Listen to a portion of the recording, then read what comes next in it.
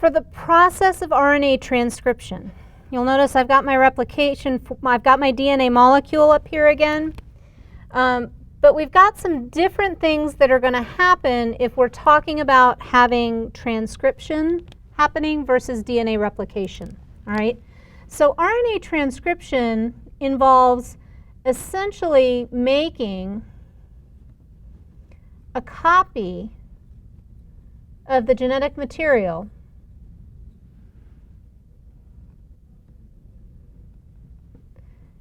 and it's to be used to make a protein.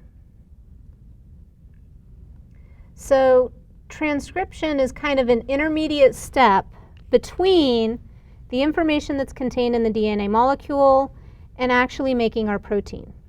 All right? In terms of RNA transcription, we're again going to have some enzymes that I want you to know. Not near as many.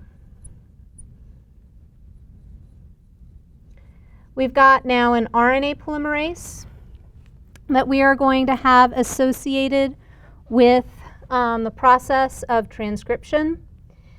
And in terms of that RNA polymerase,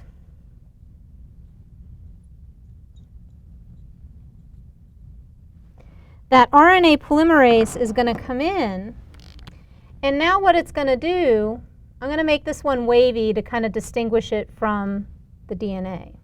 All right? It's still going to synthesize in the 5' to 3' direction. All right? But it's only going to make a copy of one of our strands.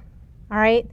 And in terms of that, this would be considered the coding strand, because this is the strand of DNA that the RNA polymerase is reading the genetic information.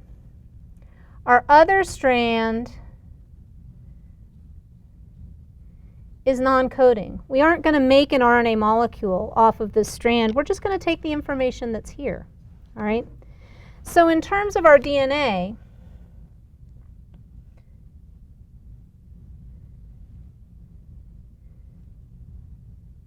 I'm just going to write in again another nonsensical sequence. All right? What happens with that RNA polymerase now? All right? We're still going to have complementary base pairing, but in this case, where we've got an A, we're going to pair in a U. Where we've got a T, we're going to pair in an A. All right? C and G, not affected. Okay? A, we're going to match with U, then we'd have AA.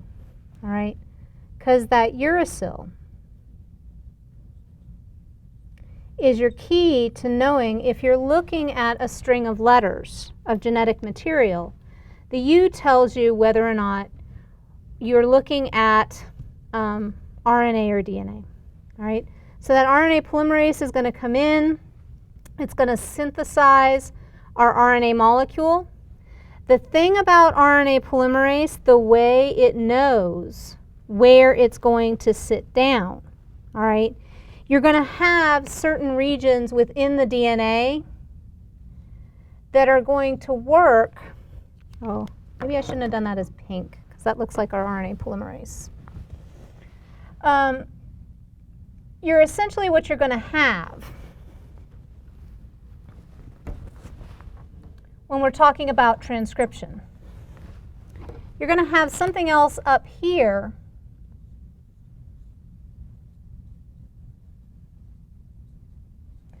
that's known as a promoter. All right?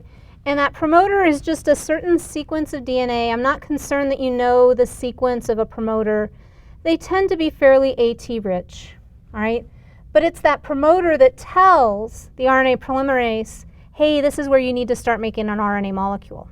All right? Somewhere down here in the DNA, we're also going to have a terminator sequence. All right? That's going to be what allows the RNA polymerase to fall off. What happens then, that RNA molecule that's synthesized here, because this is our RNA, then is going to fall away from the DNA, that double helix will seal back up, and that RNA now is going to be used in our next process I'm going to talk about. It's going to be used in translation. All right.